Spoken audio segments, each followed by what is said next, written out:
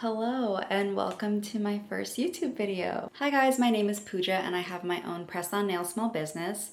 And today I'm going to talk to you guys all about how I started my business and where I'm at right now. So we're actually going to go all the way back to January 2024. I work in corporate full time, but I've always wanted some sort of creative side hustle. I've always been obsessed with doing my nails. I used to do my nails in middle school and do really crazy designs. I might insert a picture of my One Direction nails that I once did. So now that I have this corporate full-time job and I have a little bit of money, I started to get my nails done. The only thing is with the salary I was making, it wasn't super sustainable for me to be getting them done every month.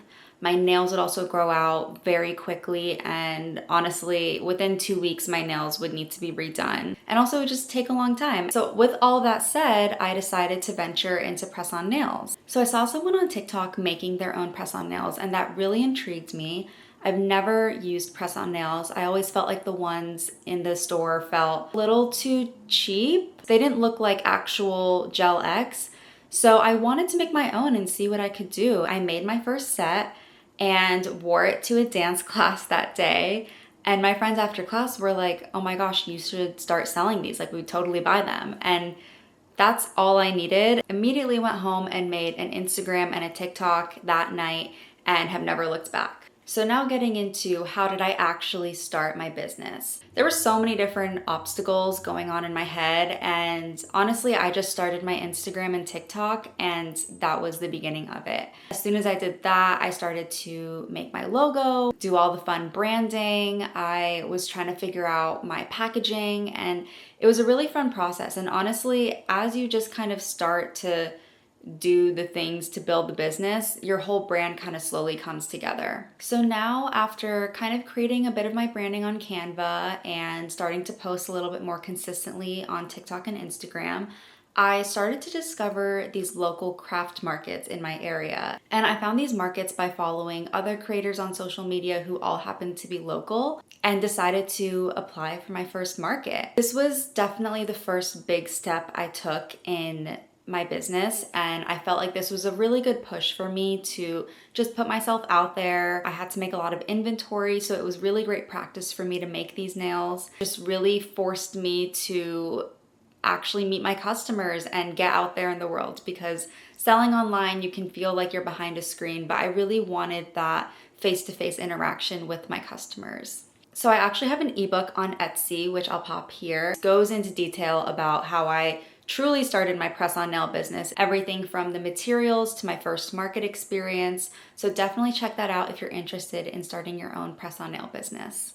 So my first market happens, and I'm not going to go into too much detail because I have it all in my ebook. It was not the most successful in my eyes. I didn't really make any sales that day, and it was very discouraging at the time, and especially after all the months of prep, investing so much into the business, it was a tough day. But I learned so much from that market, and it's things that you just wouldn't learn unless you actually go out there and do it. Little things like, okay, so the timing was a night market. I didn't realize no one really was gonna show up on a Friday night, and people are most likely gonna show up to a Saturday daytime market. The location, I didn't realize there wasn't great parking, so people were probably turned away. But with all of that, I went to my second market literally the following week. I found something immediately and it went amazing. I was able to sell my press-on sets. I found people that really loved the work that I did and feel like I finally found my audience. So it definitely takes some trial and error, and I think that all the market experience that I did really helped me grow as a business and kind of forced me to make the inventory, put together my brands, get all the supplies, whereas when you're just selling online or on Etsy, you kind of slowly start to build all these things. So then I did markets for about a year and then got burnt out pretty quickly. I was doing them almost every month, sometimes twice a month, and it was a lot, long commutes, you're standing at a table for hours, sometimes you forget to eat. It can be very exhausting. And I think for me, even though I loved my market experiences, I just needed a bit of a break to just get that creative energy again. And currently, now it has been 2 years, and lately my niche has really been concert nails. I made some nails for Coachella and posted it on TikTok, and one of my sets actually went viral. So that has been keeping me busy for the past couple months.